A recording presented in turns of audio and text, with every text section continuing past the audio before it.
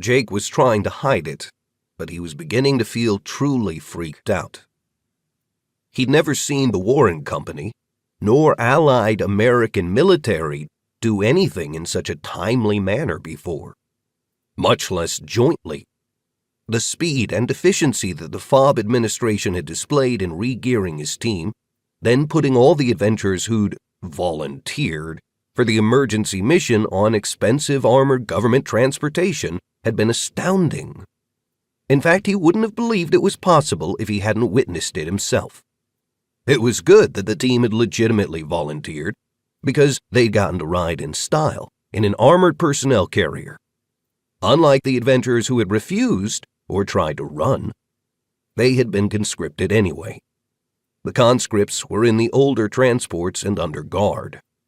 Everyone was heading toward the S-Tear.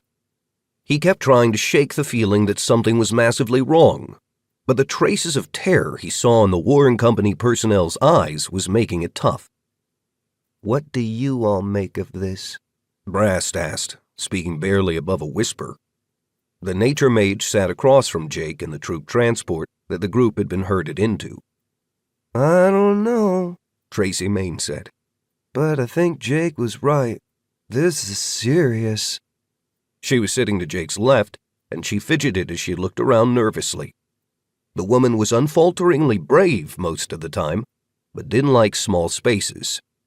And the troop transport really did feel cramped, with the grasshopper mice and one other adventuring team that Jake didn't know, all crammed inside.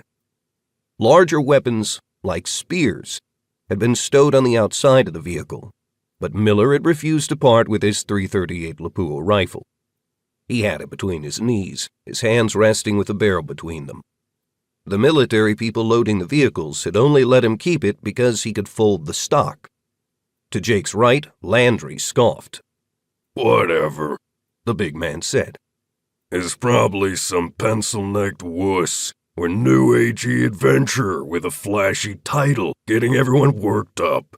Have you seen the firepower in this convoy? This group could kill a dragon."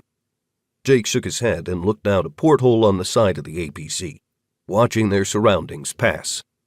This area of Ohio had been hit hard by the apocalypse, likely because a lot of people had been outside when the purple rain fell.